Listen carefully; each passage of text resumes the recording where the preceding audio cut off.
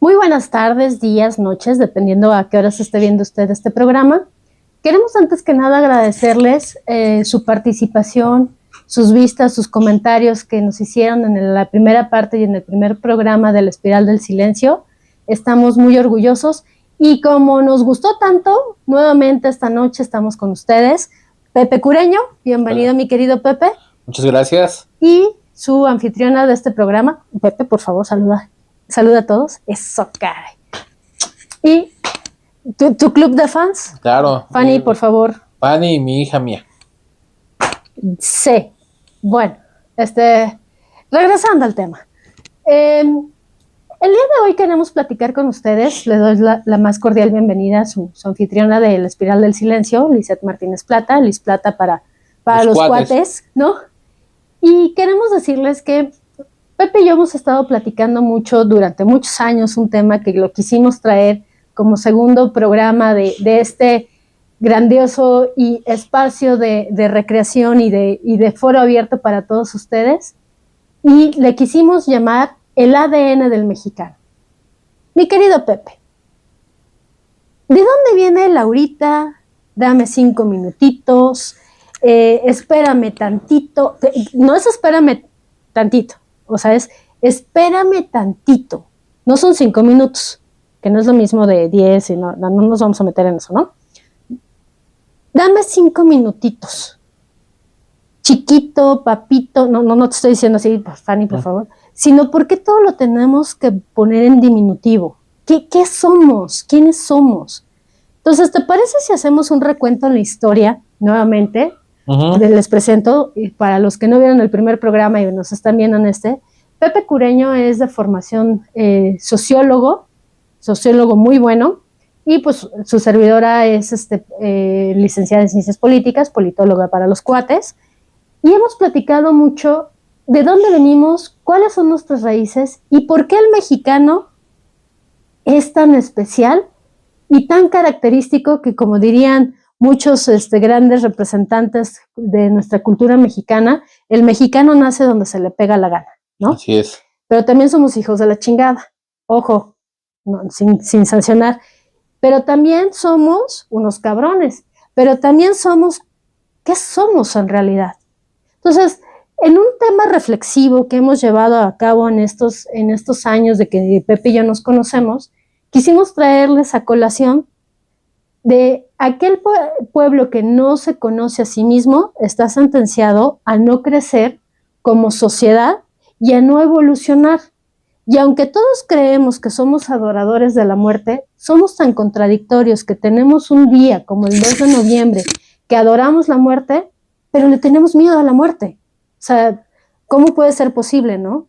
Y que nos sentimos tremendamente independientes, pero fuera de eso ocultamos cierto tipo de situaciones y de nuestras raíces prehispánicas. Y que somos una mezcolanza de muchas culturas, pero a su vez creamos nuestra propia cultura. Tenemos el pozole, pero también tenemos los chiles en nogada, pero también tenemos las chalupas, pero tenemos una gastronomía que representa nuestro ADN. Pero yo te pregunto, para ya entrar y dar materia a esta discusión del ADN mexicano, que lo hemos dividido en varios capítulos porque no vamos a acabar en uno solo, ¿qué es para ti ser mexicano? Híjole, es que ser mexicano es definirlo para mí sería muy complicado y muy complejo. ¿Por qué? Porque cuando te defines como mexicano,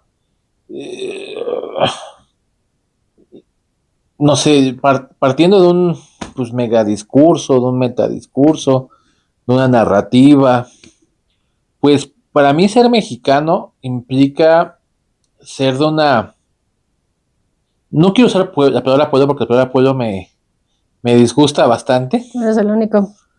Porque el pueblo yo lo entiendo como una masa homogénea y México es totalmente eso distinto, una masa totalmente heterogénea donde confluimos diferentes tipos de sociedades, personas, razas, culturas, subculturas dentro de un mismo territorio y que todo eso involucra gustos, idiosincrasia, gastronomía, como bien comentabas, y confluimos en un mismo territorio que se llama México. Sin embargo, somos totalmente distintos, no es el mismo México el de Santa Fe, que el mismo México el del Molinito, y no en un tema socioeconómico, sino en un tema totalmente de idiosincrasia y de 20,000 cosas más. Entonces, diferencia como mexicano es muy, muy complicado. Yo creo que un mexicano es una persona resiliente, es una persona capaz, es una persona creativa, es una persona, pero que también carga a veces con muchos complejos que vivimos dentro del imaginario social, parte de nuestra historia, de nuestro pasado, pero que además fue parte de un metarrelato histórico que fuimos absorbiendo durante muchos años, ¿no?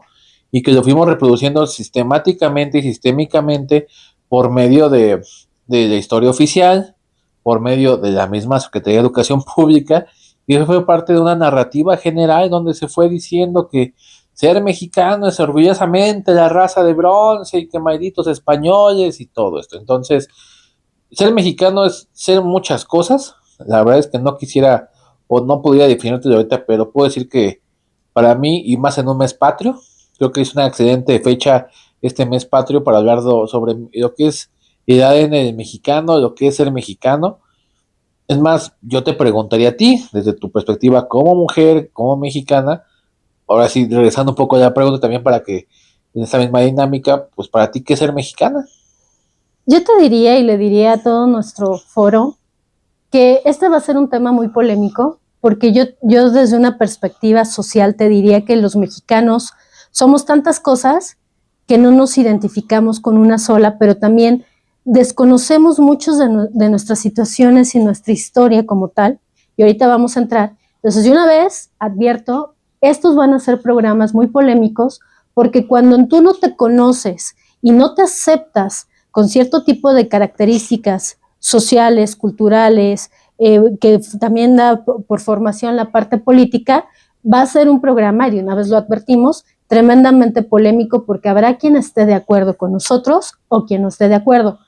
Cabe resaltar que hemos platicado mucho el tema, quisimos retomar el punto de vista histórico, y como apoyo a ciertos comentarios, hoy quiero, y vas a decir, ¿qué vamos a hacer? Vamos a hacer un experimento, porque a la par de que tú y yo vamos a estar participando, vamos a tener la voz de la conciencia histórica, que le pediría a la voz de la conciencia histórica se manifestara en este momento. Muy buenas noches a todos y todas. Y la voz de la conciencia histórica precisamente nos va a hacer esta retroalimentación de situaciones históricas que nos pueden ayudar a ahondar en esta primera parte del ADN mexicano. Más allá de decirte qué opino yo, vamos a adentrarnos en el tema histórico y me voy a ir a un punto coyuntural, el día o el momento histórico en que dejamos de ser ese México prehispánico para convertirnos en la raíz de la nación mexicana. Cabe resaltar que cuando entendemos el concepto de nación, estamos hablando de la población, no es el país como tal, no es como lo concebimos nosotros de un estado que tiene leyes, sistemas políticos, población, sino la nación es como el alma, por decirlo de algún momento, de ese gran estado.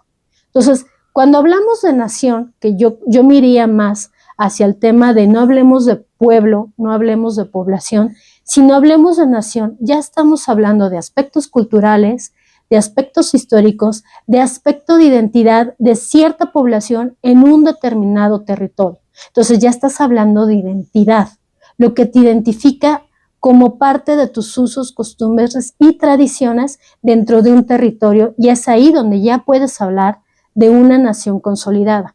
Entonces, ¿dónde nos constituimos como nación en México? Perdóname, yo creo, y no sé si la conciencia de la historia y tú estén de acuerdo, en el momento que dejamos de ser el imperio de Tenochtitlán para convertirnos en el virreinato ante la situación de la conquista, y ahí es donde nosotros empezamos a generar esta nación mexicana tan característica que no lo tiene ninguna otra parte del mundo, ¿no? Y no porque nos sintamos los mexicanos exclusivos, que sí lo somos, pero empezamos bajo una situación histórica que no se vivió en ninguna otra parte. Entonces, yo creo que el México que nació al final del camino, y aquí entramos en la primera parte de la polémica que les pondré a ustedes, nacimos producto de una traición de los nativos mexicanos, por decirlo de alguna manera, o de los nativos prehispánicos, y no quiero yo tocar un tema de si alguien es más traidor o demás, pero hay que entender el momento histórico que cuando se estaba el auge del imperio azteca, al final del camino los aztecas tenían el sometimiento de varios pueblos y que ese sometimiento de varios pueblos lo llevó a ser un gran imperio en el centro, obviamente, con la leyenda de cuando ustedes encuentren a la serpiente que es devorada por un águila, ahí es donde tendrán que fundar la gran nación mexicana. No nos olvidemos que así dice la leyenda, y que a partir de ese momento, a la llegada obviamente de Hernán Cortés, que empezamos a generar una gran polémica, Hernán Cortés trae a lo largo de su trayectoria de Veracruz a lo que sería Cholula, pues una gran cantidad de pueblos, y perdón que lo diga así, nativos y o mal nombrados posteriormente indígenas, que se le van sumando al ejército propio español. No sé ahí si quiera la conciencia de la historia intervenir para retroalimentarnos más a este punto. Bueno, yo lo que diría es, creo que México, o lo que nos hace ser mexicanos, o cómo, la pregunta sería, ¿desde cuándo empezamos a ser mexicanos, no? Porque era el Imperio Azteca, ellos eran aztecas y los pueblos originarios, y los españoles, otro pueblo, bueno, que en realidad no era España en ese momento, era otro reino. Creo que, exacto. Entonces yo creo que el mexicano nace, creo que un mexicano nace desde que México ya es un México independiente. Entonces, como tal, los mexicanos venimos tanto de los originarios de este continente como de los españoles, ¿no? Creo que ahí empezaría el nombre de el mexicano, porque como ya les comenté, México en ese momento ni siquiera existía, ¿no? Después de la conquista tampoco existía México, era el virreinato de España, hasta que existe el México independiente. Ahí es cuando empezamos a llamarnos nosotros mexicanos. No sé ustedes qué.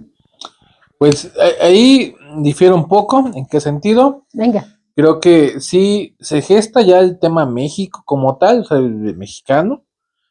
Sí, a lo mejor todavía es a partir de un México independiente, pero la génesis del pueblo mexicano, bueno, de la sociedad mexicana, del mexicano, pues viene para mí desde un tema prehispánico. O sea, hay que entender que sí, eran bastantes pueblos originarios en Aridoamérica y en Mesoamérica.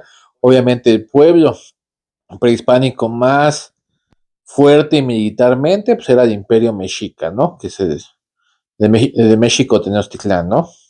Este pueblo que tenía sometido a diferentes pueblos de toda la región y de diferentes estados actualmente, era el gran imperio mexica, que tenía esta gran tradición y herencia de diferentes culturas que también fue absorbiendo a través de su conquista militar y aprendiendo diferentes cuestiones, ¿no? Pero pues todavía de eso hablamos de diferentes pueblos originarios que en su momento civilizaciones, ni siquiera pueblos, civilizaciones tan grandes como la Teotihuacana, ¿no? Claro. Que además hoy en día desconocemos realmente qué pasó con Teotihuacán, pero bueno, es parte de esa historia del Gran México, ¿no? Entonces, tenemos un gran pasado, un gran legado. Obviamente viene pues la conquista española, pero esta conquista, pues ahí empieza a impregnar y combinarse este ADN, ¿no? Se empieza a hacer este mestizaje. Ver, Pepe, pregunta directa. ¿Traición o no traición? ¿Se perdió la gran Tenochtitlan por traición o por no traición de pueblos originarios? Digo, vamos a empezar a darle carnita al asunto. Pues yo creo que pues, el gran imperio que existía, que era el México Tenochtitlán, pues era pues ahora sí que el imperio, o sea, eran los que tenían sometidos a los demás pueblos. Al final Cortés viene a ser de cierta manera un libertador, porque se une a todos los pueblos oprimidos por los mexicas, los suma inteligentemente y empieza a ver que hay una gran discordancia. ¿Por qué? Porque pagaban tributo, porque le robaban a sus mujeres, porque tal. Y nada más te voy a enfatizar un poco. ¿Quiénes eran los que le sacaban el corazón a quién? Bueno, pues los mexicas en sus rituales. Entonces quiere decir que traemos un pueblo tremendamente violento. Pues sí. Justificando obviamente cultos y tradiciones de los mexicas, pero en un momento determinado, pues, yo todavía tengo la imagen de la primaria, ¿no? Por cierto, de temas que uno tendría que superar, de la Virgen que la llevaban, le abrían el pecho y le sacaban el corazón y lo daban en tributo a los dioses de Tenochtitlan, ¿no? Entonces, tenemos una parte de que era un pueblo extremadamente violento y que justificaba el tema de la adoración a sus dioses a través de este tipo de sacrificios humanos, ¿no? Sí. El pozole, para los que no saben, es un tema de que el pozole era carne humana que proviene de esa época. Claro, sí. Ahorita lo cambiaste por puerco, pollo y algunos en la versión light, que es vegetariano, ¿no? Pero eso ya es una versión fifí. Pero originalmente era carne humana, la que se comían en el pozole. Para los que no sepan, hoy no avanzó la ignorancia 1 kilómetro, ¿no? Entonces, ¿qué pasa desde tu perspectiva y desde la perspectiva de la conciencia histórica? Realmente y hablando con nombre y apellido, las tlaxcaltecas, ¿traidores? ¿Aliados? ¿O buscaban su beneficio y el fin justifica los medios? Yo creo que era un pueblo oprimido. Era un pueblo oprimido, de cierta manera, pues, al estar sometido al oprimido, encontró la oportunidad a través de que pues se les presenta el apoyo de Hernán Cortés después de estar peleados de cierta manera y aprovecharon la oportunidad para liberarse. Al final hay que entenderlo así, o sea, digo, y no es que Cortés sea el gran libertador, pero sí la historia oficial nos creó un villano que era el maldito español que nos vino a sorprender, cuando tampoco hablábamos de cómo el pueblo mexica sometía a todos los demás, ¿no? Entonces, yo creo que para hablar de traición primero debes de hablar de una amistad, que existe una amistad antes, ¿no? Ser compañeros. Y creo que es justo lo que no tenían los aztecas con los otros pueblos originarios. Creo que al contrario, los tenían justamente sometidos.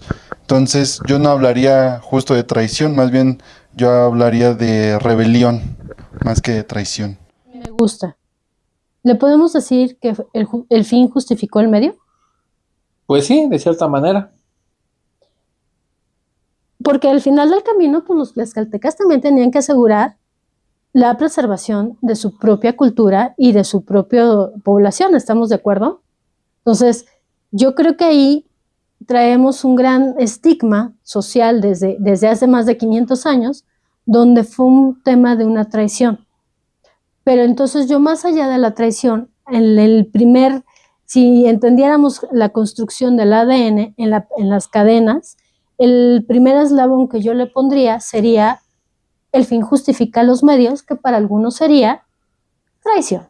Pues sí. ¿Por qué? Porque al final del camino muchos podrán decir, bueno, pero no dejaban de ser pueblos nativos del territorio que se conocía, y que la rivalidad, como bien dice la conciencia de la historia, era entre los tlaxcaltecas, tenían una gran rivalidad con los aztecas, y que por eso, y sobre todo comercial, como bien decías, y en el tema de someter para llegar a generar este gran imperio de Tenochtitlán, tenías que haber hecho algunos temas, y ya dijimos que eran sanguinarios, para llegar a la construcción del gran imperio. O sea, el imperio, en pocas palabras, de la gran Tenochtitlán se construye sobre la sangre de otros pueblos que a su vez fueron sometidos. Entonces, cadena 1 del ADN, ¿les gusta que le dejemos en traición? Pues sí, creo que sería el primer eslabón de esta cadena, ¿no? Y algo que acabo de decir, sometimiento. Pues podría ser tal vez autosometimiento en algunas cosas, pero pues creo que el sometimiento, pues sí es parte de un tema de dominación, ¿no? Un tema de poder, de control. Eh, Al final, la estructura jerárquica y de poder que los aztecas tenían de imperio, pues pasó a ser el imperio de la Nueva España. Tal cual. Sí había un, pues un virrey, porque al final ese era el título que tenía, el virrey de la Nueva España, y este virrey, pues de cierta manera, era un representante del rey aquí en la colonia, pero nunca fue un tema ni que los aztecas fueran bueno, los mexicas fueran democráticos, no era un tema así, ni tampoco los conquistadores eran tal. Y también hay que entender algo, a diferencia de otros tipos de conquistas, aquí se dio una colonia, pero donde se dio un gran mestizaje. Claro. Aquí se nació el Gran México de castas, aquí es México donde había una infinidad de castas, ¿no? Donde había negro con blanco, español nacido aquí, español nacido allá, hijo de tal, casado con tal, o sea, había una serie de combinaciones, pero aquí sí hubo un mestizaje y una fusión de creencias, porque hasta se mimetizó el tema de la religión, y tanto es así que tenemos una Virgen de Guadalupe, ¿no? La única morena en el mundo, ¿no? La única que es morena, porque al final la Virgen de Guadalupe viene de España. Hay un Guadalupe en España, que es la original Virgen de Guadalupe, y que después aquí se desaparece, se crea, o como lo quieran, digo, visto desde la fe y visto desde la no fe, pues ya sea como una representación, pero no, o sea, hay una Virgen original de Guadalupe, que es de Extremadura, España, de donde venía ya era, los españoles, y que también tiene una, una luna debajo de los pies de la Virgen, pues, que representa que pisa de Islam, ¿no? Pues aquí la Virgen de Guadalupe pisa de Islam, pero pues no tendría por qué pisar a la luna que representa de Islam, porque aquí en México, pues en ese tiempo no había el tema musulmán. tema musulmán, entonces. Como lo tenía en aquel entonces Castilla, ¿no? Así es, en España por la invasión árabe. Claro. Entonces, pues bueno, independientemente se crea toda esta idiosincrasia y aparte religión, y aparte se empiezan a fusionar mitos, ¿no? O sea, bueno, entonces México se vuelve una fusión de diferentes tipos de culturas, y también aquellas subculturas que la historia oficial ha abandonado, ¿no? Como son afrodescendientes. El pueblo afro, ¿no? O sea, y que después nos volvimos afrodescendientes, y que hoy tenemos en las costas de Guerrero, de Oaxaca, de Chiapas. Muy sometidos. Y aparte muy sometidos. Ojo, ¿eh? Sí, y olvidados, claro. Que solo a veces sirven para el discurso oficial, ¿no? Como de, nosotros le vamos a dar voz a los afrodescendientes, pero realmente pues, el mexicano nunca se ha preocupado por ellos. Y también tenemos cierto tema asiático, en menor medida, pero el pueblo afromexicano ha sido invisibilizado.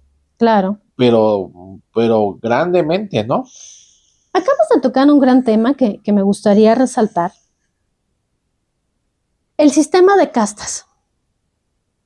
Para tratarlo de bajar a un tema muy coloquial, hay que entender que cuando se da esta conquista, que todavía hoy muchos historiadores debaten si fuimos colonias, si fuimos un virreinato, yo me voy más hacia la parte más trivial y más pragmática de decir, sí, pero, por ejemplo, ¿por qué no podemos compararnos con una colonia que ahí sí se hizo una colonización como tal, que fue la llegada a los Estados Unidos, donde obviamente toda esta parte de los indios cherokees y demás fueron sometidos y fueron llevados a un aislamiento natural para que no convivieran con los nuevos migrantes, que además fueron ingleses, españoles, holandeses, y bueno, toda esta migración que hubo de europea hacia Estados Unidos, llevando precisamente a los nativos a un tema de te quedas en este espacio-tiempo y de aquí no sales, y hasta la fecha. Y ahí vienen las grandes conquistas, la ida al viejo oeste para obviamente ir ganando terreno y territorios, y la construcción de Estados Unidos, que nace de una manera abismalmente diferente, pero bajo un tema de aislamiento de los propios nativos norteamericanos, ¿no? Cosa que el mexicano no. Y yo creo que eso me gustaría resaltarlo mucho, porque nunca nos hemos dado cuenta, y por eso digo, lo voy a poner en un tema muy pragmático, que nos permitimos no aislarnos, ni los españoles se aislaron de los, en ese momento, yo sé que está mal dicho, indígenas, porque además ni éramos indios, porque los españoles pensaron que habían llegado a las Indias, que llegaron a un territorio completamente diferente, ¿no? Pero bueno, para cuestiones prácticas dejémoslo en indígenas, pero al final del camino, como lo acabas de decir, fue un mestizaje. ¿Qué se permitió? Sí, un tanto de sometimiento, no lo voy a negar, pero también fue la mezcla de los unos con los otros y los otros con los unos, cosa que en Estados Unidos no se dio, y cosa que en ninguna otra parte hacia abajo se dio. Por ejemplo, lo platicábamos previo a iniciar el programa, o sea, al final del camino, los pueblos nativos, por ejemplo, de los incas, todavía traen este tema de yo soy un originario de los incas, que formaron esta gran nación. Y yo aquí me pregunto, y entremos en polémica, realmente, si yo te pregunto a ti, a la conciencia de la historia y a nuestro público que nos ve, ¿realmente nos identificamos con algún pueblo prehispánico? Ojo, de no ser los mayas y los hermanos de la hermosa República de Yucatán, que sí tienen todavía usos, costumbres, tradiciones mayas, palabras y demás, que eso lo tienen muy marcado en la península de Yucatán. Si salimos ahora sí que de la península de Yucatán hacia el norte, pasando por el centro, Pepe, ¿tú te identificas con una cultura prehispánica? Pues propiamente no, o sea, no es como que, digo, sí me asumo con un pasado prehispánico del cual yo creo que me siento bastante orgulloso, pero creo que ahí caemos en un tema de que al mexicano le gustan los indígenas, pero no le gustan los indígenas, o sea, le gustan los indígenas muertos, aquel pasado glorioso, histórico, mexica, maya, teotihuacán, olmeca, pero sus pueblos originarios actuales no les gustan, o sea, volvemos a un racismo o clasismo de cierta manera, el mexicano actual, donde le gusta el indígena muerto, donde hizo las pirámides y ponemos el copal pero el indígena actual, los pueblos tzotziles y todos estos pueblos originarios, pues los desprecia, menosprecia y hasta discrimina, y discrimina fuertemente, legal, socialmente y de todos sentidos. Y lo peor del caso es de que, así como tú lo ves, y ahorita quiero darle también la voz a nuestra conciencia de la historia, en el inconsciente colectivo del mexicano, si yo le hago esta misma pregunta y me gustaría que nos lo pusieran en los comentarios, ¿te identificas con? O sea, yo te diría, ¿no tendríamos que sentirnos más orgullosos y casi llorar por ir al Museo de Antropología e Historia? Claro. ¿Y cuánta cultura podemos llegar a tener prehispánica en el Museo de Antropología e Historia? ¿Y cuántas veces lo has visitado en los últimos 5 años? Es más, ¿desde cuándo no visitas el Museo de Antropología e Historia? Yo creo que tienes que fui hace como unos 3, yo creo que al inicio de la pandemia más o menos. Sí, la verdad es que yo soy muy asiduo a la historia, me gusta bastante. Y pues aproveché que tenía que ir algo de trabajo por esta zona y pasé al museo. Pero la verdad es que no aprovechamos de conocer realmente nuestra historia bien, o sea, cuántos museos tenemos hasta cerca de nuestros hogares, no solo el Museo de Historia, ¿no? De culturas originarias, por ejemplo, de las zonas, ¿no? Por ejemplo, aquí Mazahuas. Mazahuas, Otomís, y muchos más, ¿no? Y que hay diferentes tipos de museos, por ejemplo, la cultura tlatilita aquí en Naucalpan, que hay un pequeño museo y pues cuántos realmente lo conocen, ¿no? Por decir, insisto, al mexicano le gusta, sí, las pirámides de Teotihuacán porque son majestuosas, ¿no? Son de las pirámides más grandes de el mundo, o sea, son enormes. Es más, la pirámide más grande del mundo se encuentra en Cholula, Puebla, y se encuentra sepultada todavía por el cerro, ¿no? O sea, es más grande que las pirámides de Egipto, nada más para que mencionemos este tipo de tema. Pero, pues, los pequeños teocallis que encontramos en algunos lugares, pues, hasta los menospreciamos, ¿no? Claro. ¿Qué dice la conciencia de la historia? Pues yo creo que tenemos un serio problema, si lo viéramos desde el lado psicológico, un serio problema de identidad. No nos identificamos con nada.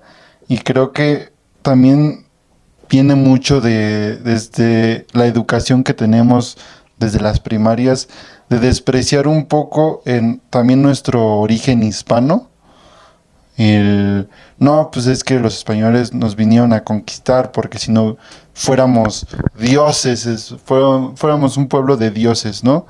Y vinieron unos españolitos y nos quitaron todo eso, ¿no?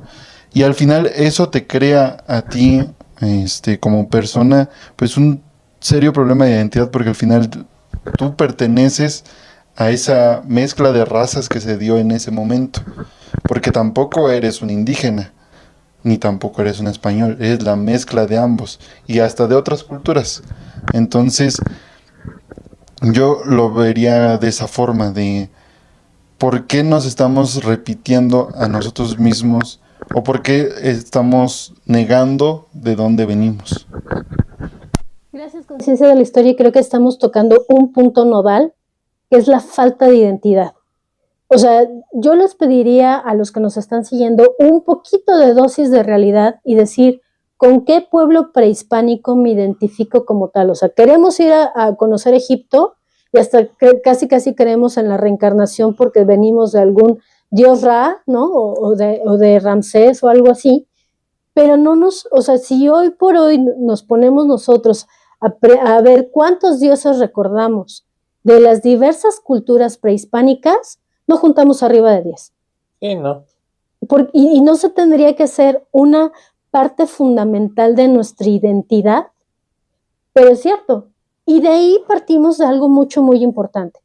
Coincido con la conciencia de la historia, no tenemos una identidad como tal, porque dentro de este mismo sistema de castas, que esto es yo creo que algo muy importante que ya no resalté en un momento que lo estabas comentando, el sistema de castas nos llevó a algo que me puede sonar muy feo, pero el mexicano, a partir de esta formación del sistema de castas, nos heredan en otro eslaboncito más el clasismo. ¿Por qué? Porque al final del camino nos mezclamos los unos con los otros y los otros con los unos, ¿no? Al fin y al cabo, sangre caliente. Y no nos importó mezclarnos los unos con los otros y los otros con los unos. Y por eso mismo, palabras más, palabras menos, diría Octavio Paz, somos hijos de la chingada.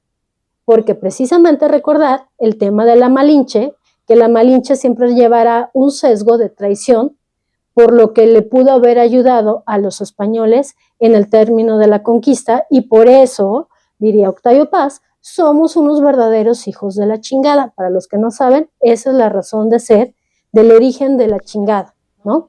Porque al final del camino, nuestra madre, que era metafóricamente la representación de la cultura nativa del mexicano, fue quien sedujo a un Hernán Cortés y lo llevó de la mano a todo este tipo de situaciones para llegar a conquistar y demás, y entonces llegaron los españoles. Entonces por eso somos unos hijos de la chingada, para los que no sabían. Sí, y que además, por ejemplo, Carlos Fuentes retoma también esa parte histórica de Octavio Paz, que encumbra muy bien en un gran libro que es El laberinto de la soledad.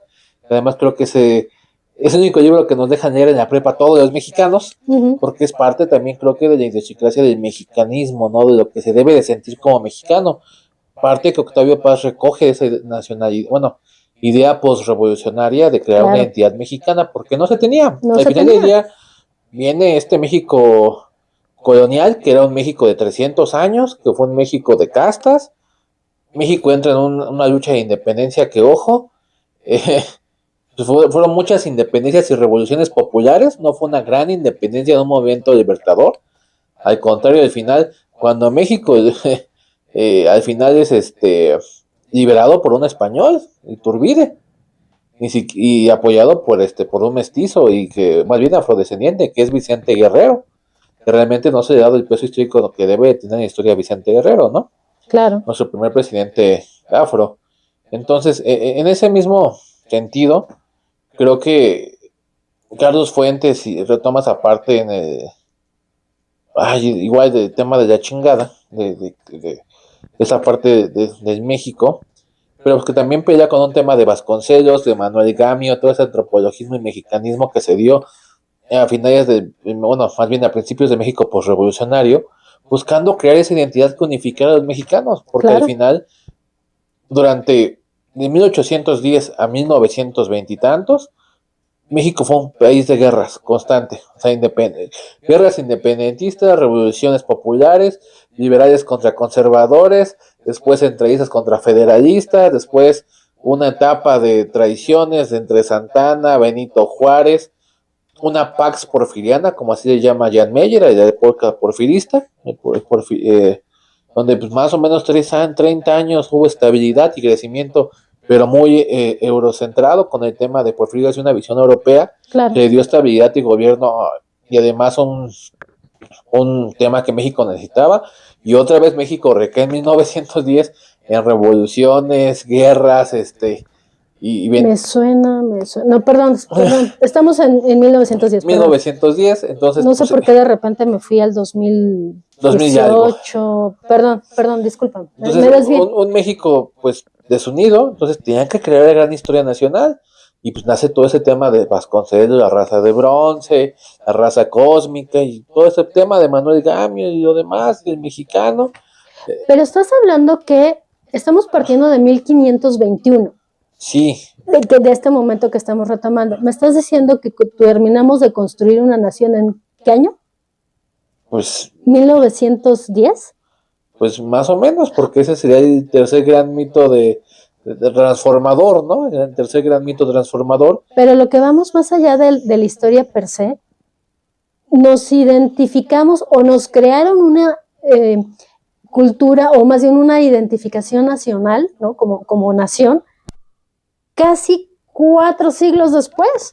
Sí, y además en un estereotipo o en una etiqueta de un solo mexicano o mexicana. Claro. Sin tomar en cuenta todos los demás tipos de mexicanos y mexicanas.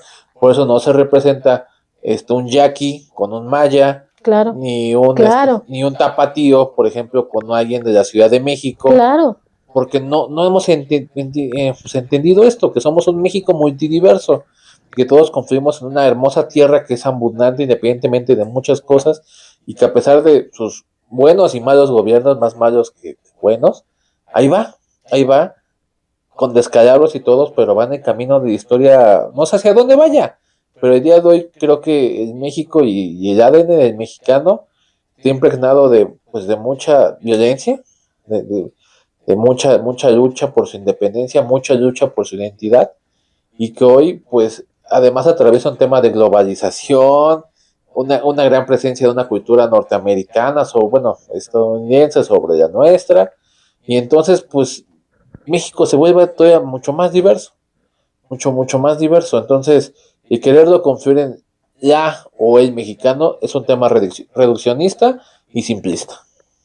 Yo quiero rescatar varias cosas de lo que estás diciendo y quiero que dejemos como para ir dándole un cierre a esta primera parte. ¿Con qué me quedaría yo en un momento determinado de los primeros eslabones del ADN del mexicano? Que, ojo, lo acabas de decir.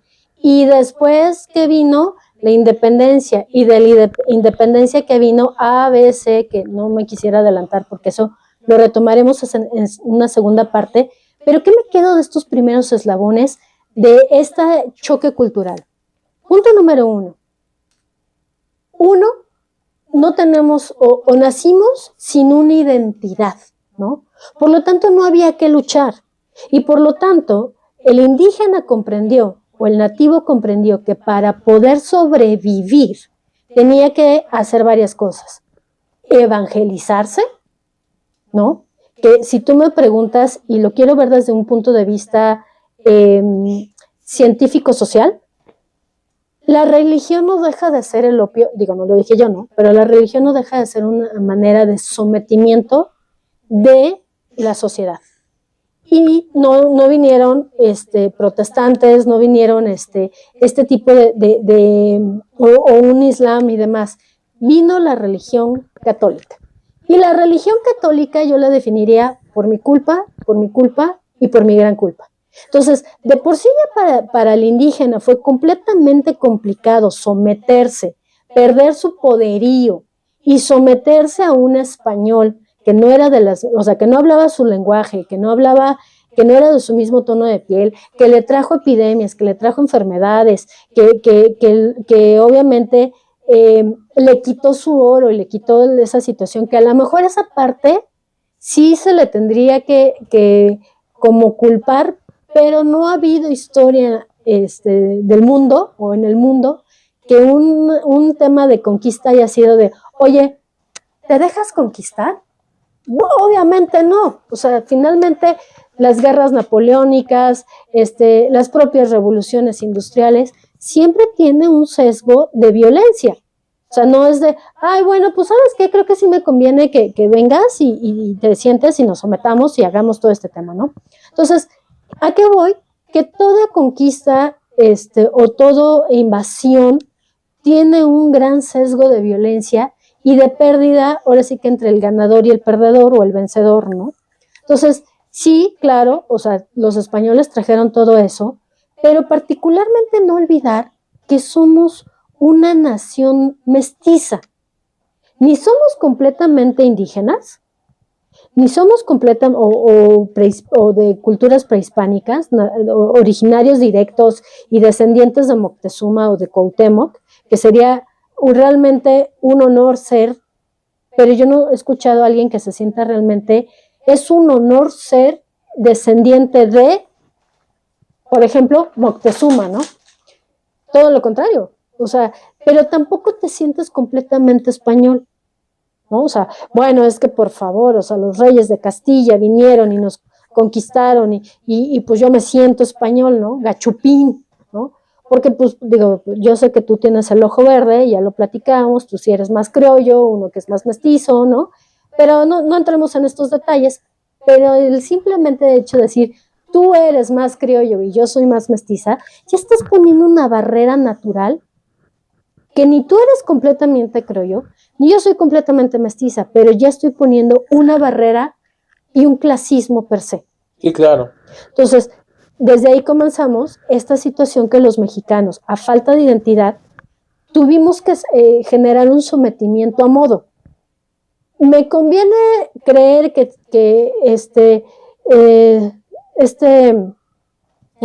San Juan Dieguito hoy, ¿no? Se fue al cerro del Tepeyac y encontró la Virgen y la Virgen Morena, más allá del dogma de fe, que ahí no me meto. Pero imagínate que ha de haber sido el tema de, ay, no, pues, o sea, tan buenos somos que hasta la Virgen se volvió morena, ¿no?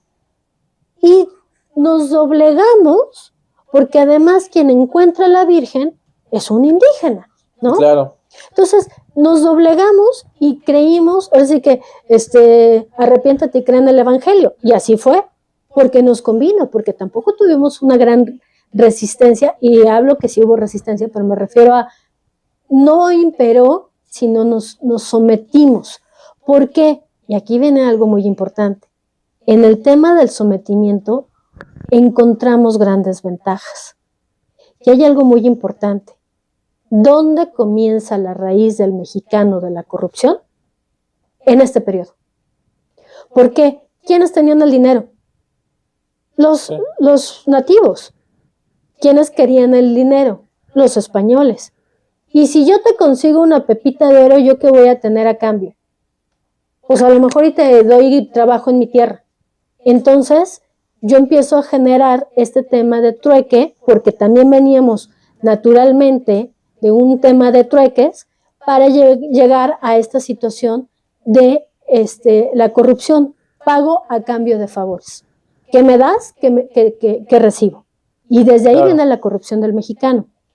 Aunado al tema de que siempre hemos generado un tema que se podría comentar como de traición, que ya lo veremos en la segunda parte con los avances de la historia, pero sí capturamos como de este gran tema de la Nueva España, este tema de me someto porque me conviene someterme, porque ya no solamente tengo sobrevivencia, sino también voy a tener beneficios personales y no solamente sobrevivir, sino también voy a tener alimento, pero también voy a hacer un mestizaje, pero mis hijos van a alcanzar otro tipo de posición dentro de este sistema de castas. Y entonces empezamos a crear un clasismo, un autosometimiento para empezar a buscar nosotros satisfacciones y satisfactores que me lleven no solamente a sobrevivir, sino a un bien vivir. Porque, ojo, claro, el indígena no fue esclavo en la Nueva España. ¿Por qué? Porque la propia religión católica, y eso lo podrán decir muchos historiadores, no se permitía que el indígena fuera esclavo. No era un ciudadano promedio o de élite, pero tampoco era como, por ejemplo, cuando vinieron todos los migrantes de África y de otras partes, no eran esclavos como los afro en un momento determinado. Entonces, yo me quedaría a manera de reflexión, la traición, la búsqueda de beneficios, la falta de identidad, el sometimiento y autosometimiento, que también estoy cediendo yo para yo tener beneficios, la corrupción, el clasismo y obviamente la violencia. No sé qué opinas tú a manera de reflexión final. Yo creo que sí, digo, esos elementos los vamos encontrando, pues más que en el ADN, en el imaginario social, ¿no? Y los vamos reproduciendo igual, repito, sistemática y sistémicamente a través de varias generaciones, y que culturalmente las hemos ido adoptando porque han sido parte de nuestra propia historia, ¿no? Y de la historia oficial, pero además de la historia que vivimos día a día, ¿no? Que encontramos que siguen reproduciendo patrones culturales, porque de cierta manera nuestras instituciones y estructuras sociales nos la vienen reproduciendo, ¿no? Entonces, pues la corrupción no se acaba con que una persona lo desee. Va a estar muy complicado y no es como que porque yo soy no corrupto, todo lo demás no va a ser corrupto. Porque claro, yo soy honesto, los demás no funciona así. No funciona así. Para encontrar grandes cambios estructurales tenemos que cambiar la educación y la cultura. Y obviamente con ello todas las instituciones, desde familia, gobierno, tal. Cuando logremos cambiar eso, empezaremos a cambiar el ADN del mexicano. Concluyo, a reserva de escuchar el comentario final de la conciencia de la historia. ¿Sí sabes por qué 5 minutitos ahorita y todo este tipo de expresiones que no tienen tiempo ni espacio? Pues cuando el indígena es conquistado y pierde toda esta parte de identidad para someterse a lo nuevo, la evasión del dolor lo llevó a perder el espacio-tiempo. Por eso es que para el mexicano 5 minutitos pueden ser 5 minutos, 10, 15 o una eternidad. Entonces, eso también lo traemos dentro del ADN, que siempre estamos evadiendo la realidad como mexicanos, porque en este inconsciente colectivo traemos arrastrando el me evado de la realidad, espacio y tiempo. Okay. ¿Qué dice la conciencia de la historia? Yo creo que, como bien lo dicen, y los puntos con los que me quedo es, creo que somos una sociedad sin... que no nos identificamos ni con una etnia ni con otra, y creo, y esto lo podemos también discutir en los comentarios, ¿qué podemos hacer nosotros como sociedad para que nos empecemos a dejar ya de lado es que los españoles nos conquistaron y por eso yo estoy jodido en el ahora, ¿no? ¿Qué podemos hacer como sociedad? ¿Qué historia nos podemos contar para que dejemos de evitar nuestra responsabilidad ahora, ¿no? Entonces, pues ahí en los comentarios si nos pueden apoyar dando pues su punto de vista, el por qué y el cómo podemos hacerle para cambiar. Pepe, comentario final Pues de España esta no es, primera parte. España no es culpable de todo. Siempre seré antimonarca. Entonces, por mí que los reyes y reinas de España y todo su corte por mí se pudran. Siempre seré más demócrata. Pero no significa que sea un ciego y que no entienda la relación que debe haber entre México y España ya debe superarse, ¿no? Y esto lo tomo a tema de actualidad, de que está en boga el tema de que si se invitan a los reyes, no se invitan, que si España sigue siendo culpable de todos sus fracasos, no, hay que empezar a superarlo. Va a haber mucho que hablar en siguientes programas, pero lo cierro con eso porque en verdad me frustra el que peleemos con un pasado con el cual no vamos a poder cambiar. Que si bien es cierto, nos cambió totalmente la vida, sí, pero también nos mejoró en muchas cosas, en otras no tanto, pero así es la historia, no vamos a poder ir a revivir muertos para juzgarlos. Hoy tenemos que hacernos cargo de nuestros propios fracasos, así como cargo de nuestras propias victorias. Correcto. Yo te agradezco como siempre. No te doy la despedida porque este es el principio de una larga historia que vamos a platicar, que apenas estamos sacando los primeros eslabones del ADN del mexicano, que es mucho más complejo que lo que acabamos de sacar. O sea, apenas estamos en los 1500, o sea, y 300 años después, y tenemos todavía muchos siglos por delante para ver de qué estamos hechos los mexicanos. Pero sí quisiera decir una reflexión que siempre hago. No podemos juzgar el pasado con los ojos del presente. Y de verdad, si nosotros queremos decir si algo fue bueno o malo, la evolución está en constante, la humanidad está en constante evolución y movimiento, que lo que hoy para mí es correcto, en aquel momento no lo era, ¿no? O viceversa. Entonces, no podemos juzgar el pasado con los ojos del presente.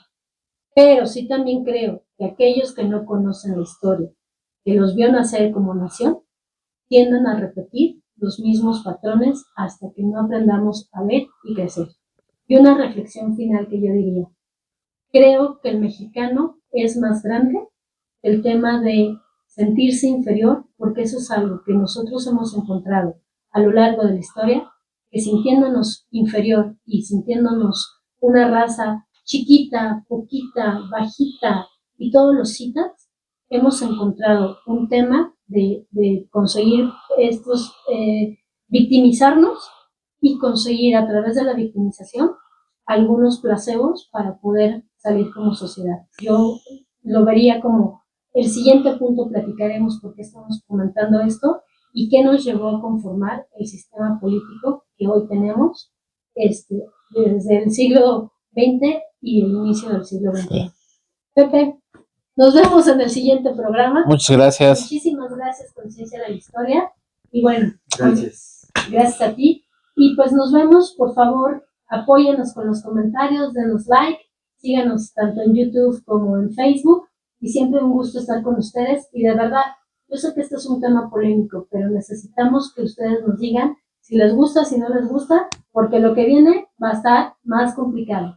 Muy buenas noches, muy buenos días, muy buenas tardes y nos vemos la próxima en la espiral del silencio. Muchísimas gracias. Hasta luego.